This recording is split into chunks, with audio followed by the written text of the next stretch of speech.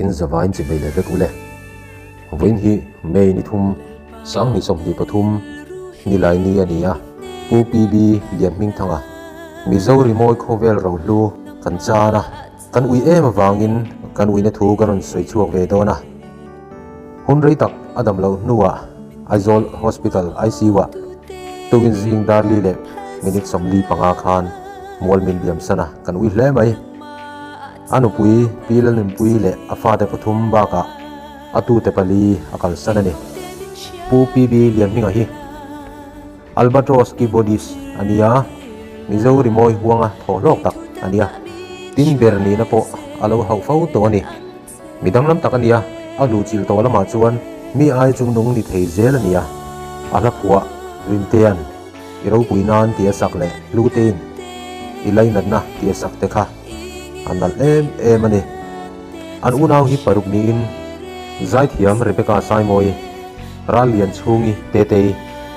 pb lian minga pb lian zuali pb lian sang zuala pb lian moya atia ten ni rimoi lama chun tur ani thalea apa pb lian ruang hi mizo musician le hulo len moi la ko tu ani pb lian minga te unaw hi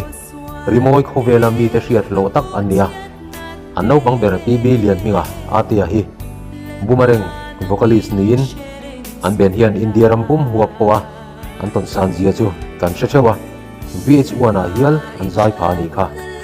pb lian sang zoli hi magdalene ben member ania anu pa ber pb lian minga hi albatros keyboardist ani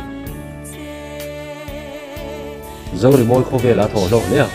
banlal sai lava leng jing audio lar taka la pathum ti lo khachu pb lian minga music track siam vek an he media la khwa lungrun ti la elizabeth zulin puisak music track kha ako chua ka nia si sang la hi music track siam ani de vek bok lian ding pui audio album visual english te kha ako chuak de vek an di boka joseph sai ming thanga audio album ate ku chua ka nga bera amak mange ti la lalrin digi le laleng pui to chongten moi taka an saka lalrin digi khiang te music track zo hi pb lian minga ku chua ka ni bok mami varti album kha aku chua ka ni bok ani an thulam na hi explore mizoram ania kan soi bel zelanga poimen sayani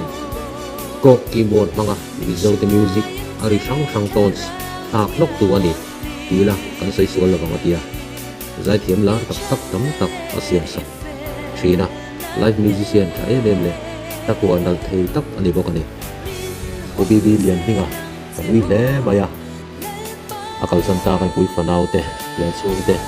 nalpan thamon ro se ti hi kan du chu sam merani